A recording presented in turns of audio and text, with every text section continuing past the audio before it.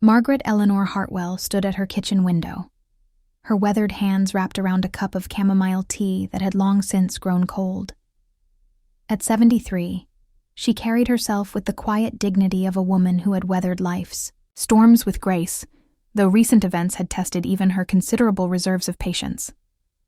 Her silver hair, always neatly pinned in a modest bun, caught the afternoon light streaming through lace curtains she had sewn herself 40 years ago. The same hands that had once commanded a classroom full of third graders for 35 years now trembled slightly, not from age, but from the sting of words that had cut deeper than any physical wound.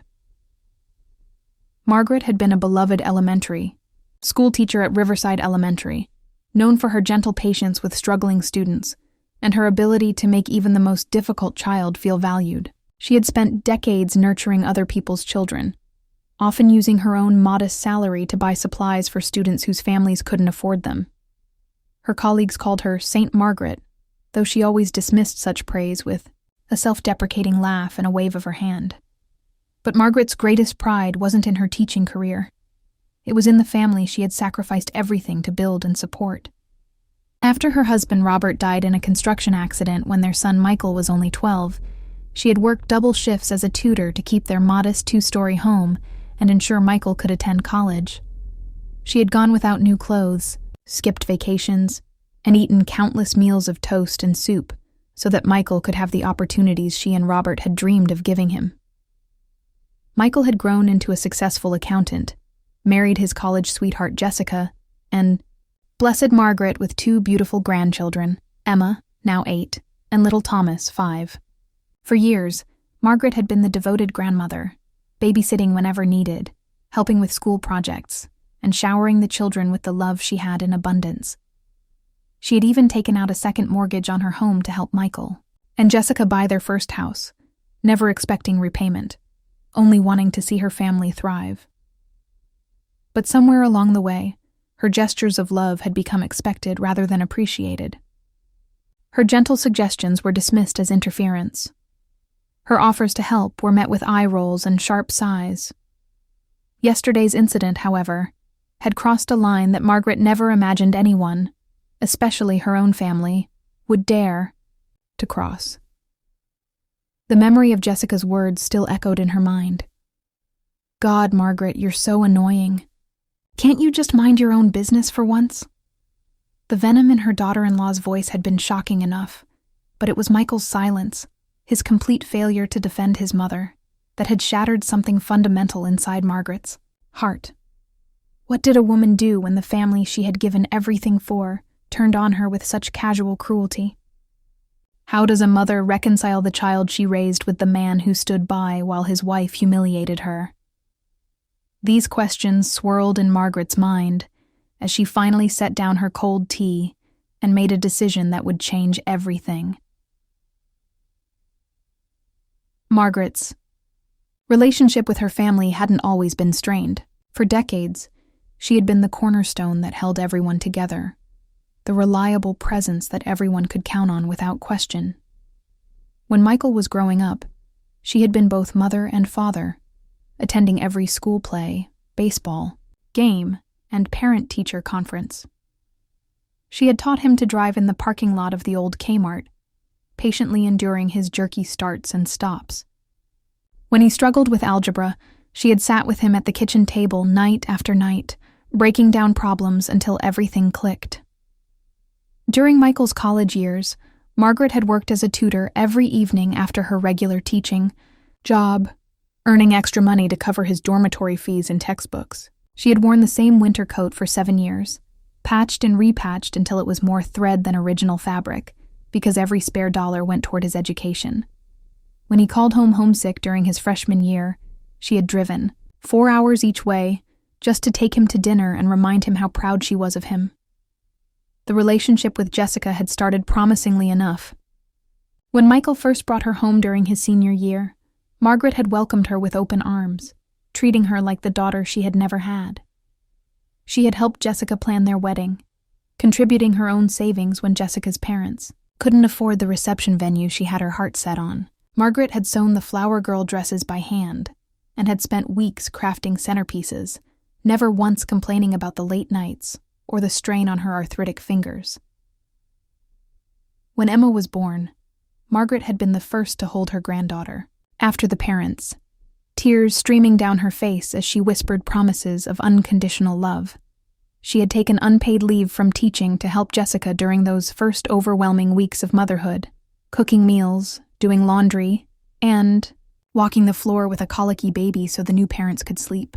When Thomas arrived 3 years later, she had repeated the same loving service, never considering it anything other than what grandmothers were supposed to do. Margaret had been the family's emergency contact for everything. When the water heater broke in Michael and Jessica's house, they called Margaret. When they needed someone to watch the children during date nights or weekend trips, Margaret was always available.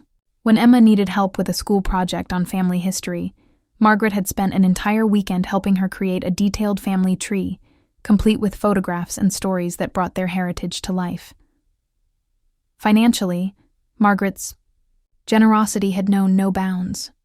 Beyond the second mortgage that had helped them buy their house, she had quietly paid for Emma's ballet lessons when money was tight, covered Thomas's preschool tuition during a period when Jessica was between jobs and had never once mentioned the thousands of dollars in loans that had never been repaid. Her own needs had always come last. She drove a 15-year-old car with a rattling exhaust pipe and wore dresses she had owned since the 1990s because every spare penny went toward her family's comfort and happiness. But gradually, Margaret's sacrifices had become invisible to them. Her babysitting was expected, not appreciated. Her financial help was accepted without gratitude. Her gentle advice was dismissed as meddling, and her presence at family gatherings seemed to be tolerated rather than welcomed. She had noticed the subtle changes, the way conversations stopped when she entered a room, the way her suggestions were immediately contradicted, the way Jessica's smiles never quite reached her eyes anymore. The breaking point had come on a perfectly ordinary Tuesday afternoon in Margaret's own home. She had been watching Emma and Thomas, as she did every Tuesday and Thursday while Jessica attended her book club, and Michael worked late. The children were in the living room, Emma helping Thomas with a puzzle, while Margaret prepared their usual afternoon snack of apple slices and peanut butter sandwiches cut into fun shapes. She had just called the children to the kitchen when Jessica arrived early, her face already set in the tight expression that had become increasingly familiar. Margaret noticed immediately that something was wrong. Jessica's movements were sharp and aggressive, her greeting to the children perfunctory. "How was book club, dear?" Margaret had asked gently, genuinely concerned about Jessica's obvious distress. "It was fine," Jessica had snapped, not looking at Margaret as she started gathering the children's belongings with unnecessary force. Margaret had watched with growing alarm as Jessica roughly stuffed Thomas's jacket into his backpack, her frustration evident in every movement. When Thomas began to protest that he hadn't finished his snack, Jessica's voice had risen sharply. "I said we're leaving, Thomas. Stop arguing with me." The little boy's face had crumpled, and Margaret's protective instincts had kicked in immediately. She had knelt down to Thomas's level, her voice soft and reassuring. "It's okay, sweetheart. You can take your sandwich with you. Grandma will put it in a special bag so it doesn't get messy." That simple act of kindness had been the spark that ignited Jessica's fury. "Don't!" Jessica had whirled around, her face flushed with anger. "Don't undermine me in front of my children, Margaret." Margaret had stood slowly, shocked by the venom in Jessica's voice. "I wasn't undermining you, dear. I was just trying to help." "That's exactly the problem." Jessica's voice had risen to a near shout, causing both children to freeze in terror. "You're always trying to help. You're always inserting yourself where you don't belong. You have an opinion about everything. How I dress the kids, what I feed them, how I discipline them. You act like you know better than I do about raising my children." Margaret's heart had begun to race, but she had kept her voice calm, acutely aware of Emma and Thomas watching with wide, frightened eyes. "Jessica, I never meant to overstep. I only want what's best for the children." There it is again. Jessica had laughed bitterly. You think you know what's best better than their actual mother? You know what, Margaret? You're annoying. God, you're so annoying. Can't you just mind your own business for once? Can't you just stop? The words had hit Margaret like physical blows. She had seen Emma's shocked face, had watched as Thomas began to cry. But what had hurt most was the silence from the hallway where Michael had appeared during Jessica's tirade. Her son, the boy she had sacrificed everything for, had said absolutely nothing in her defense. He had simply stood there, his face carefully neutral, as his wife verbally eviscerated the woman who had given her life to their family. I think, Margaret had said quietly, her voice barely above a whisper, that you should take the children home now. Jessica had seemed to realize then that she had gone too far, but instead of apologizing, she had doubled down. Maybe now you'll understand some boundaries, she had said coldly, ushering the confused and upset children toward the door. Michael had finally moved then, but only to follow his wife and children to the car. At the doorway, he had paused and looked back at his mother, who stood in her kitchen with tears streaming down her face. Mom, you know how Jessica gets when she's stressed, he had said weakly. She didn't mean it. But Margaret had seen the tea, truth in his eyes. This wasn't about Jessica's stress. This was about years of accumulated resentment that had finally found its voice.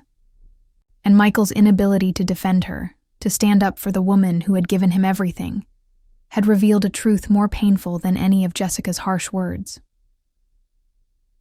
As the door had closed behind them, Margaret had sunk into her kitchen chair and wept for the family she thought she had built, and for the woman she had been foolish enough to believe she was, loved, valued, and respected. Margaret sat in her empty house for 3 days after the incident, the silence echoing with the ghosts of laughter that had once filled these rooms.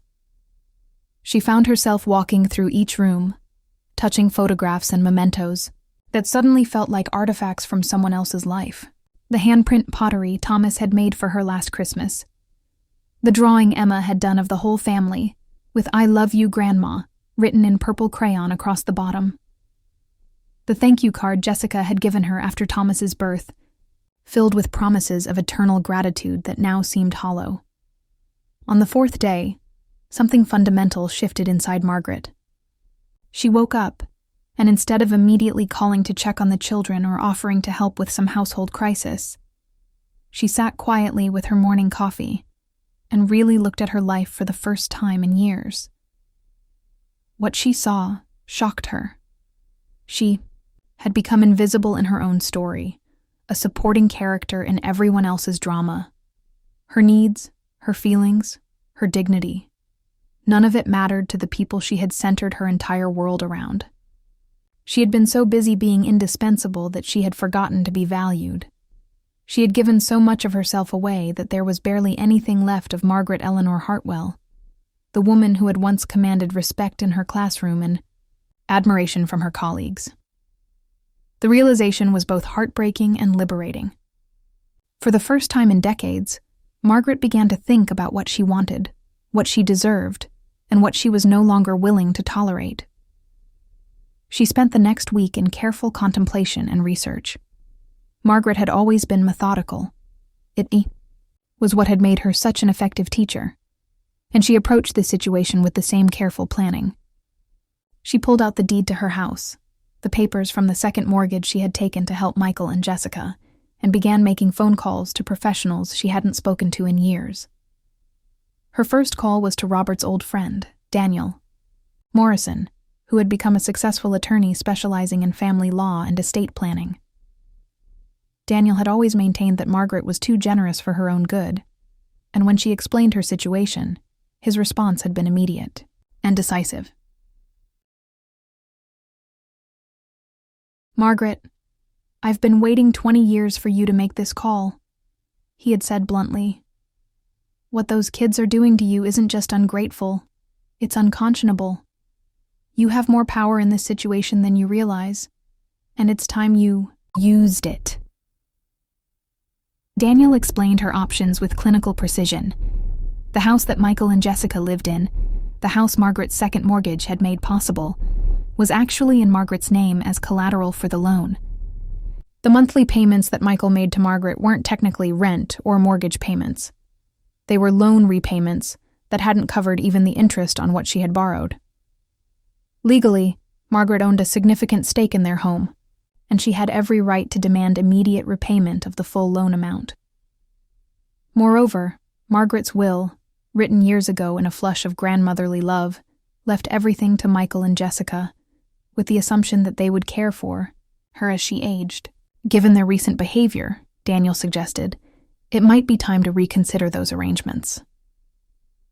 You have spent your entire adult life putting their needs first, Daniel had told her. Maybe it's time they learn to appreciate what they've been taking for granted. Margaret's second call was to her old principal, Helen Rodriguez, who had been trying to convince Margaret to come out of retirement for years. The school district was desperate for experienced substitute teachers, especially ones with Margaret's reputation and skill. Within hours, Helen had arranged for Margaret to start working 3 days a week, giving her both purpose and financial independence. By the end of the week, Margaret had made her decision.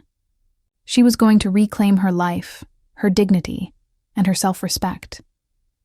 If that meant her family learned some hard lessons about respect and gratitude, so be it. She had spent decades teaching children about consequences.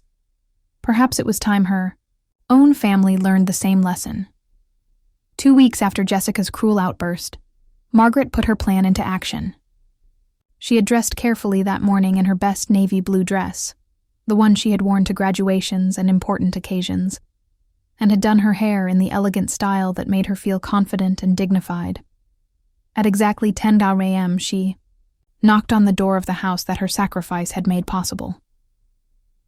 Jessica answered the door in yoga pants and an oversized t-shirt, her hair in a messy ponytail. She looked surprised to see Margaret, and perhaps a bit guilty, though she covered it quickly with false brightness. "Oh, Margaret, hi. I wasn't expecting you. The kids are at school and Michael's at work, so..." "Actually, Jessica, I came to see you," Margaret said calmly. "May I come in?" Jessica hesitated for a moment, then stepped aside reluctantly. Margaret walked into the living room she had helped furnish, noting the new throw pillows that had probably cost more than she spent on groceries in a month. "I wanted to discuss our conversation from last week," Margaret began, sitting in the chair she had given them as a housewarming gift. "The one where you called me annoying and told me to mind my own business." Jessica's face flushed, and she sat down across from Margaret, her defensiveness immediately apparent. "Look, Margaret, I was having a bad day, and I maybe said some things I didn't mean." "Oh, but I think you did mean them," Margaret interrupted gently. "And I think it's time we addressed some things that have been building for a while." Margaret reached into her purse and pulled out a manila folder. "I've been doing some thinking about our relationship, and I realize that I've been enabling some very disrespectful behavior. You're right. I have been inserting myself where I don't belong. This is your family, your life, and I should mind my own business." Jessica looked confused by Margaret's calm tone.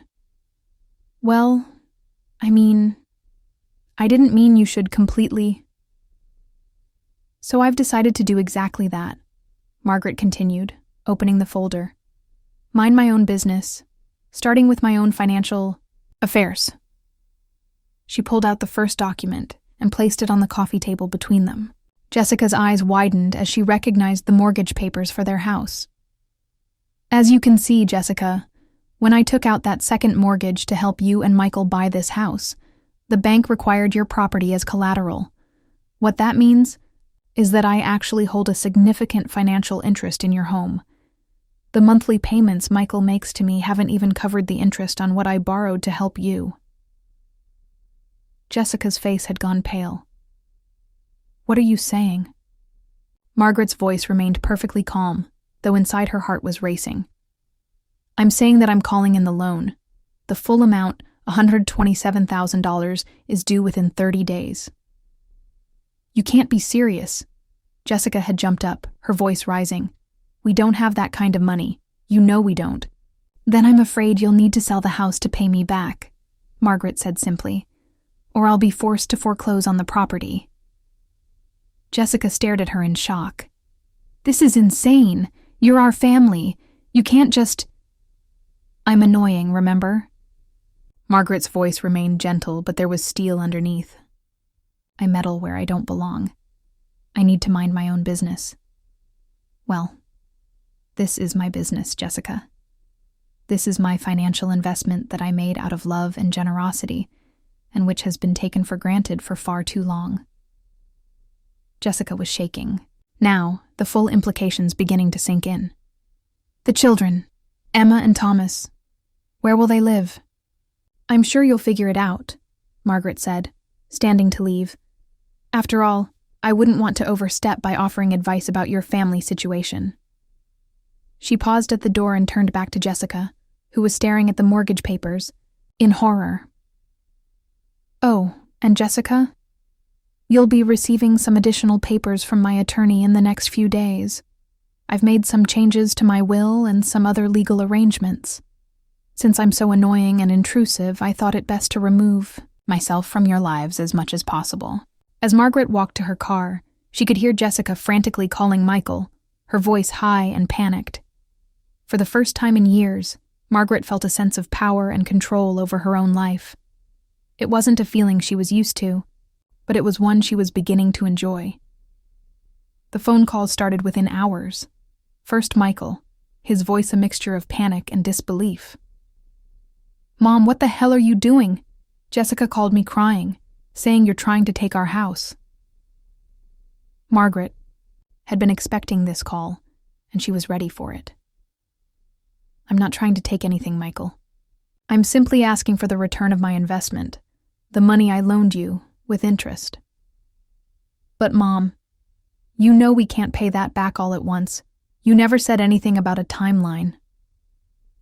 I also never said anything about being called annoying, and told to mind my own business in front of my grandchildren, Margaret replied calmly. Funny how agreements can change, isn't it? There was silence on the other end of the line. Finally, Michael's voice came through, smaller and more uncertain. Mom, Jessica didn't mean those things. She was just stressed about her book club drama, and she took it out on you. You know how she gets. Do I? Margaret asked. Because what I know is that my son stood in my hallway and listened to his wife humiliate his mother, and said nothing to defend me. What I know is that for years, I've been treated like a convenient servant, rather than a family member. What I know is that my feelings, my dignity, and my generosity have meant nothing to people I've given everything to. That's not true, Michael protested, but his voice lacked conviction. Isn't it? When was the last time you called me just to see how I was doing? When was the last time you thanked me for babysitting instead of just assuming I'd be available? When was the last time you asked about my life, my interests, my needs? The silence stretched between them, and Margaret could almost hear her son's realization that he had no answers to her questions. I've spent 30 years putting your needs first, Michael. I worked 2 jobs to put you through college. I mortgaged my home to help you buy yours. I've babysat, cooked, cleaned, and supported you without asking for anything in return except basic respect. And last week, I didn't even get that. Jessica had taken the phone then, her voice tear-strained and desperate. Margaret, please, I'm sorry. I didn't mean what I said. I was having problems with some of the women in my book club, and I was frustrated, and I took it out on you. It wasn't fair. You're right, Margaret said simply. It wasn't fair. Just like it isn't fair that I've been subsidizing your lifestyle while being treated like an inconvenience. But the children, Emma and Thomas, love you so much. They don't understand why Grandma hasn't called or come to see them. This was the blow that hurt most, and Margaret's voice wavered slightly for the first time. The children will understand when they're older that their grandmother had to learn to respect herself, even when no one else would. The calls continued for days. Michael tried anger, bargaining, and guilt. Jessica tried tears, apologies, and promises of changed behavior. They offered to pay her back gradually, to give her more respect, to include her more in family decisions. But Margaret had heard promises before, and she had learned the hard way that actions mattered more than words. What they hadn't tried was actually addressing the fundamental issue: their complete lack of appreciation for everything Margaret had sacrificed for them. Even in their panic, their conversations were focused on their problems, their needs, their fears. Not once did either of them seem to truly understand the depth of hurt they had caused or the years of taking advantage of Margaret's love. The legal papers arrived on a Thursday. In addition to the foreclosure notice, Margaret had also changed her will, removing Michael and Jessica as beneficiaries, and instead leaving her estate to a scholarship fund for underprivileged children at her old school. She had also revoked the power of attorney she had given Michael for medical decisions, and had made arrangements with a senior living community that she had been researching. The message was clear. Margaret Eleanor Hartwell was no longer available, to be taken for granted. 6 months later, Margaret stood in the sunroom of her new apartment at Willowbrook Senior Community, watering the African violets that had begun to thrive in the southern exposure. At 73, she had discovered something remarkable. She was genuinely happy for the first time in years. The apartment was smaller than her old house, but it was entirely hers. She had decorated it with her favorite books, her most cherished photographs and artwork she had always loved but never had space to display. The walls were painted a warm yellow that made her smile every morning, and she had finally bought the comfortable reading chair she had always wanted, but never justified purchasing. Michael and Jessica had been forced to sell their house, though. Margaret's attorney had worked out a payment plan that allowed them to repay the loan over time, rather than lose everything immediately. They had moved into a modest rental across town, and Jessica had returned to work full-time to help with expenses. The adjustment had been difficult, but Margaret had heard through mutual acquaintances that it had also brought some positive changes. Michael had become more involved with the children's daily care, and Jessica seemed to have developed a new appreciation for financial stability. Margaret had started working as a substitute teacher again, and the joy she found in the classroom reminded her of who she was beyond her role as mother and grandmother. The children at Riverside Elementary lit up when she entered their classrooms, and their teachers welcomed her experience and gentle wisdom. She had also joined the community book club, taken up watercolor painting, and made friends with other residents who appreciated her kindness without taking advantage of it. The hardest part had been the estrangement from Emma and Thomas. Margaret missed her grandchildren terribly, but she had learned through friends that they were adjusting well, and that the experience had actually brought Michael and Jessica closer together as they faced their challenges as a team. Sometimes, difficult lessons led to unexpected growth. On this particular morning, Margaret was surprised by a knock at her door. She opened it to find Emma standing in the hallway, holding a handmade card and looking nervous. "Hi, Grandma," Emma said quietly. "Mom brought me, but she's waiting in the car. She said I could come up and give you this if you wanted to see me." Margaret's heart nearly broke with joy and pain. "Of course I want to see you, sweetheart. Come in." Emma handed her the card, which was decorated with crayon flowers and glitter. Inside, in her careful 8-year-old handwriting, Emma had written, "Dear Grandma, I miss you. Daddy explained that sometimes grown-ups have to make hard choices to feel better about themselves. I don't understand all of it, but I love you and I hope you're happy. Love, Emma. P.S. Thomas misses you too, but he's too little to write." Margaret knelt down and hugged her granddaughter tightly, breathing in the familiar scent of her strawberry shampoo. "I love you too, sweetheart, more than you'll ever know." "Are you happy here, Grandma?" Emma asked, looking around the bright apartment. "I am," Margaret said, surprised by the truth of it. "I'm very happy here." "Good," Emma said solemnly. Daddy says that people should be happy, and that sometimes you have to be brave to make that happen. Through the window, Margaret could see Jessica waiting in the car, and for a moment their eyes met. Jessica raised her hand in a small wave, not the enthusiastic gesture of reconciliation, but an acknowledgement of respect. It was, Margaret thought, a beginning.